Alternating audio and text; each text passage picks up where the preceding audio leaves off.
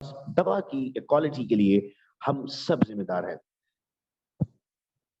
आइए बात करते हैं प्योर साइंस की। मैं आपको आज वो तरीका सिखाऊंगा कि जिससे आप कामयाबी की तरफ जाएंगे। और मैंने भी अपनी जिंदगी में यही तरीका अडॉप्ट किया हुआ है। मैं आप सबके लिए भी यही तरीका बताऊंगा, रीड लीड एंड सक्सीड। आप कब लीड कर सकते हैं? जब आपने पढ़ा होगा। बहुत माजरत के साथ इस वक्त हम जिस दौड़ में आगे बढ़ रहे हैं यूनिवर्सिटी की अपनी, जिसमें हम पढ़ रहे हैं, हम वो चीजें पढ़ रहे हैं जो क्लास में टीचर नोट्स दे रहा है, क्लास में असाइनमेंट्स दे रहा है और जो पेपर में आएगा। हम किताबों से बहुत दूर है। मैं अगर आप लोगों से 5-5 किताबों के नाम पूछूं फार्मास्यूटिक्स में, फार्माकोग्नोसी की, फार्माकोलॉजी की, तो शायद आप जवाब ना दे पाए। मैं आज के सेशन से आपकी रूह को झंझोड़ने की कोशिश करूंगा कि आप लोगों को पढ़ने की कितनी जरूरत है और आपकी फील्ड इतनी ग्रोइंग है कि आपकी फील्ड में इतनी जॉब्स हैं कि आपकी सोच से भी ज्यादा जॉब्स हैं। आपके पास इतना पैसा आ सकता है आपकी फील्ड से कि आप सोच भी नहीं सकते। फिर आप कहेंगे सर, लोग कहते हैं हम बेरोजगार घूम रहे हैं, हमारी फील्ड से हमें पैसा नहीं मिलता, ये फील्ड तो बेकार थी, क्यों फार्मेसी कर लिया? ये वो लोग हैं जिन्होंने पढ़ा नहीं था, जो सिर्फ अपनी डिग्री हासिल करके जीपीए लेकर, आजकल तो 4 जीपीए भी मजाक हो गया, 4-4 जीपीए लेकर लोग घूम रहे हैं।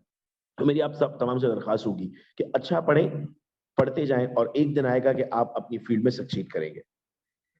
केयरगिवर के प्लेटफॉर्म से ये अनाउंसमेंट आप लोगों की जा चुकी थी कि हम 10 दिन की इसी सब चीजों को मद्देनजर रखते हुए एक ऑनलाइन इंटर्नशिप भी अनाउंस कर रहे हैं, जिसमें हम 10 दिनों में भरपूर पढ़ेंगे पूरी फार्मास्यूटिकल इंडस्ट्री को, starting from the raw material till the finish product. तो इसकी डिटेल्स आप लोगों के पास ग्रुप में मौजूद है और आप ये हबीबा से या और जो भी कोऑर्डिनेटर मौजूद होंगे इस वक्त हमारे, उनसे फर्दर डिटेल ले सकते हैं।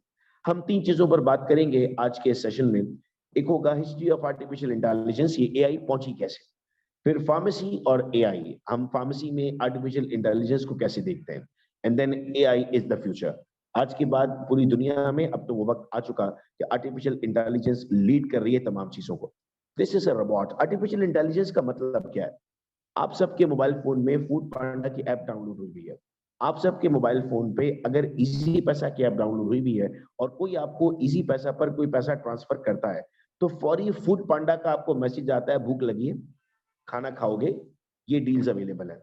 आपके मोबाइल को कैसे पता लगा? फूड पांडा को कैसे पता लगा? फूड पांडा इंटरेक्ट हुआ था आपके मोबाइल फोन से। आप यूनिवर्सिटी जाते हैं, रोज वापस आते हैं, जो लोग आपके अतराफ में मौजूद रहते हैं, थोड़ी देर बाद आपको फेसबुक पर, इंस्टा पर, इन तमाम जगहों पर पीपल यू में नो में रिक्वेस्ट आना स्टार्ट हो जाती है कि क्या आप इनको जानते हैं। ये सब आर्टिफिशियल इंटेलिजेंस था। आपके मोबाइल फोन पे आप एक मर्तबा सर्च कर लेते हैं किसी ड्रेस को और फिर उसके मैसेजेस आना आपके सिम नंबर पे स्टार्ट हो जाते हैं और आप जब भी कुछ ढूंढते हैं आपको वो चीजें मिलना शुरू हो जाती हैं। ये सब क्या था? That all is artificial intelligence.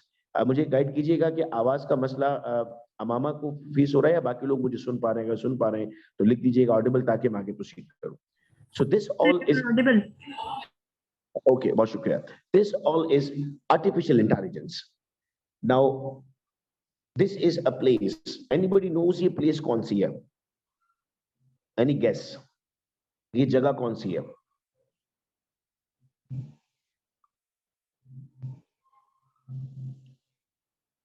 कौन सी प्लेस हो सकती है ये? किस चीज की तस्वीर इस वक्त मैं स्क्रीन पर आपके सामने शेयर कर रहा हूं? मैं आपके कमेंट्स देख रहा हूं, तो इन कमेंट्स में अब तक से ऑडिबल था। हम कमेंट्स पे एक्टिव रहेंगे, प्लीज बताएगा। ये कोई यूनिवर्सिटी है, फातिमा लिखती है, ठीक है। डेफिनेटली आप लोगों के लिए बहुत मुश्किल है यूनिवर्सिटी को देखकर पहचानना कि कौन सी यूनिवर्सिटी है। This is the This was a project, the Dartmouth Summer Research Project on Artificial Intelligence. If I zoom, तो ये आर्टिफिशियल इंटेलिजेंस का प्रोडक्ट जो लॉन्च हुआ था वो 1956 में, यानी 1956 में कुछ लोग जमा हुए थे। उन लोगों ने एक कॉन्सेप्ट दिया था आर्टिफिशियल इंटेलिजेंस का, जिनमें जॉकमैन कैथी शामिल थे, मैरविन शामिल थे, नेथरलिन शामिल थे।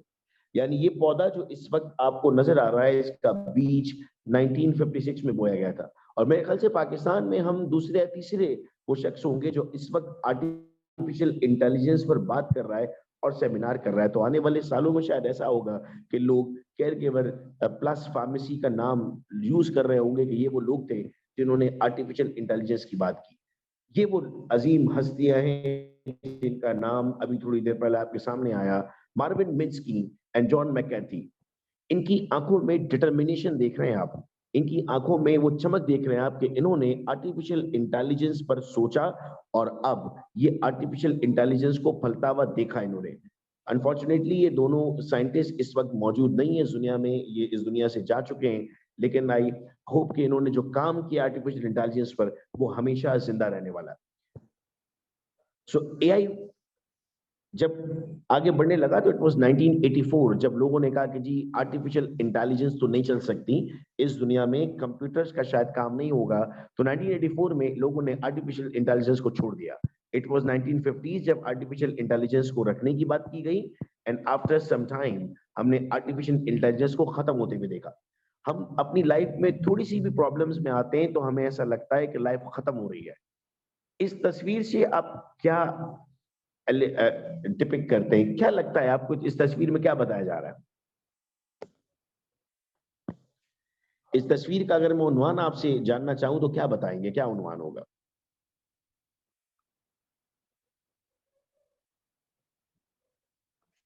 इसकी अक्कासी क्या करेंगे? मैं देखना चाहूंगा कि आप लोग इस तस्वीर से क्या जानते हैं, जो भी समझ में आता है इस तस्वीर से आपको। मैं इस वक्त चैट्स की तरफ हूं आप लोगों की। When there is will, there is way. Fariha, we are one who ignore solutions of our own problems. Sijal,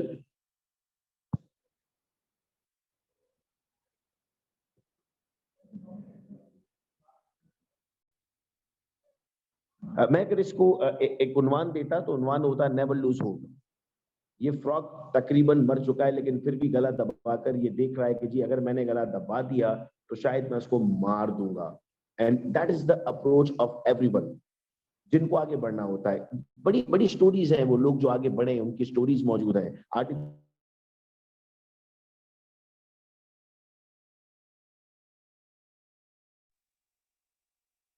सकता है। Now he was the one जिसने पहली मर्तबा रोबोट बनाया, और रोबोट बनाने के बाद इन्होंने कहा there is this stupid myth out there that AI has failed, but AI is around you every second of the day. लोगों ने कहा कि एआई खत्म हो गई है, आर्टिफिशियल इंटेलिजेंस डाउन है। इन्होंने पहला जो रोबोट बनाया वो पहला रोबोट सिर्फ और सिर्फ बनाया था फोन उठाने के लिए। जैसे फोन फोन उठाते हैं ना, तो फोन उठाने के लिए इन्होंने एक रोबोट बनाया। रोबोट एक मशीन है बेसिकली जो आपको हेल्प करती है किसी भी काम में। तो पहला रोबोट बना था फोन उठाने के लिए, तंग आ गए थे बार बार फोन उठाकर। तो आप तस्वीर देख रहे हैं कि एक फोन इनके सामने पड़ा हुआ और रोबोट उस फोन को पिक करता है। ये पहला रोबोट था जो दुनिया को इस साइंटिस्ट ने दिया, रे गॉर्सवेल। अच्छा, तमाम वो लोग हैं जो नोबेल लॉरिएट्स हैं। अगर आप जानते हैं नोबेल लॉरिएट्स, तो नोबेल प्राइज उन लोगों को मिलता है जो साइंस में ह्यूमैनिटी के लिए भरपूर काम करते हैं। जैसे आप इसमें वाटसन क्रिक का नाम सुनते हैं, आप इसमें आर्टिमीटर एंड लुमी पेंट्राइन के डिस्कवरर का नाम सुनते हैं। ये वो लोग हैं जिन्हें नोबेल प्राइज मिला। आप इसमें नाम सुनते हैं फ्लेमिंग फ्लोरियन चेन का। मेरी दरखास्त होगी कि नोबेल लॉरिएट्स को जरूर पढ़ा करें, उनकी डिस्कवरीज को जरूर पढ़ा करें। So many observers still think that AI winter was the end of the story and nothing since has come to the field. Yet today, many thousands of AI applications are deeply embedded in the infrastructure of every industry. आज हर industry के अंदर artificial intelligence मौजूद है। आज हर industry के अंदर ऐसे takes मौजूद हैं जिसमें एआई लीड कर रहा है। He is the George Devil. He is the founder of different robots. ये मुख्तलिफ लोगों के नाम मैं आपके सामने रख रहा हूँ, ये जिंदा मिसालें हैं आपके सामने जिन्होंने आर्टिफिशियल इंटेलिजेंस पे काम किया। And now coming towards our pharmacy.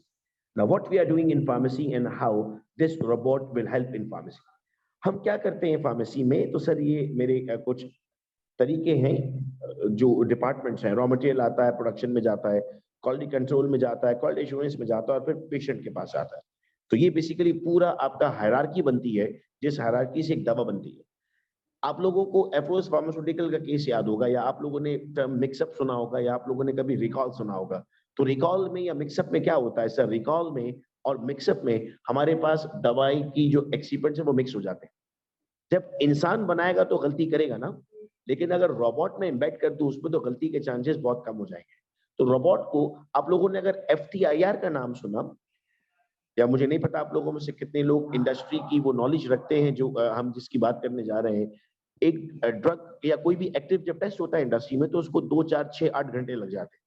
लेकिन एफटीआईआर एक ऐसी मशीन है जिसके सामने आप लाके प्रोडक्ट रखें और वो प्रोडक्ट को आइडेंटिफाई करके आपको बता देगा कि वो प्रोडक्ट क्या चीज है, यानी उसका केमिकल कंस्टिट्यूएंट्स क्या है। तो that's basically the artificial intelligence जो आपको, जैसे जी तोशिबा इस वक्त आप लिख रही हैं, so that's basically artificial intelligence जो आपको एक सेकंड में बता देता है कि व्हाट द कंपाउंड इज।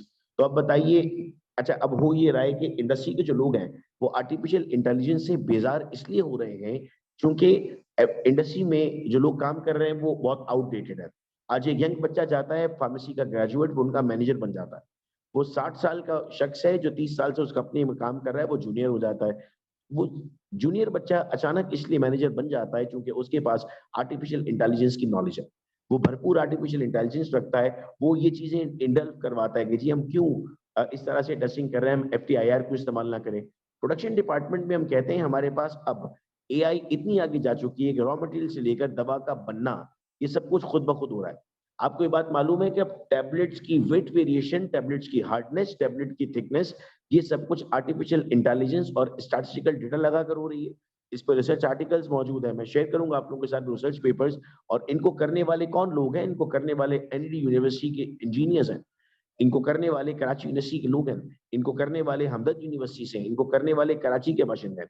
तो हमारे लोग इतनी तेजी के साथ अभी काम कर रहे हैं कि इस वक्त बहुत बहुत स्कोप है आर्टिफिशियल इंटेलिजेंस में। कुछ वक्त अगर आगे निकल गया तो शायद ये स्कोप ना बचे।